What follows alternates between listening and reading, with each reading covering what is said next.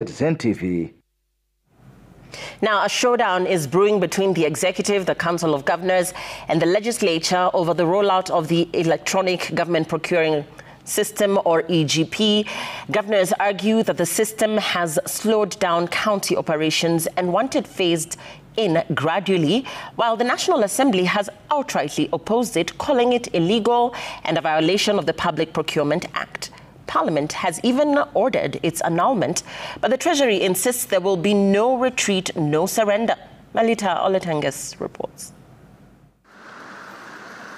The government's rollout of the EGP system across all public procurement entities effective July 1st through a Treasury circular has rattled both the National Assembly and county governments.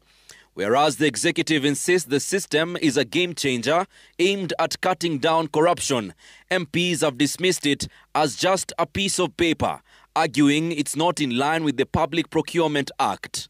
Some parts of this country do not have internet, Mr. Speaker. How do you want someone in Samburu, in outlying areas of Mandera, in Kerioval, Mr. Speaker, where there's no signal, for them to participate in tender process that is called EGPS, Mr. Speaker? The law says, the law, not a circular, not regulations, not any letter of communication from any minister, the law. The law says that you are allowed to use electronic or manual procurement system. This House annuls in its entirety the Public Procurement Regulatory Authority circular on the enforcement of compliance with the mandatory use of the Electronic Government Procurement System, EGPS. The Council of Governors has also rejected the system, calling it a forceful takeover that should instead be implemented in phases to allow procurement entities time to adapt, warning that critical county services could grind to a halt. Users are not properly trained. That is one of the biggest challenges. Number two, it has not worked anywhere.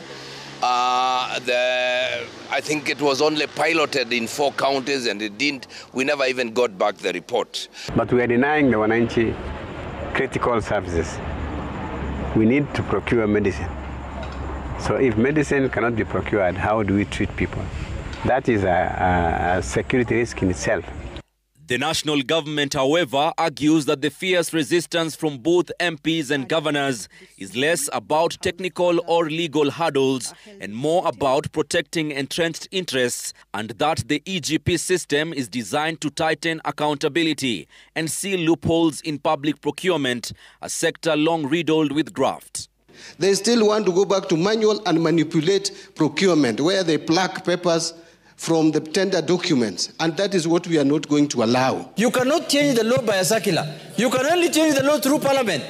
And that's why I was saying in my earlier contribution that people don't know the powers we have. They will realize our power is slowly. Then they will realize the people who matter. With both the National Assembly and the Council of Governors dismissing Treasury circular on the electronic procurement system, counties now find themselves in a state of uncertainty, unsure whether to continue with manual tenders or risk using a contested platform. The result has been a paralysis in procurement processes. Melita Oletenges, Citizen TV.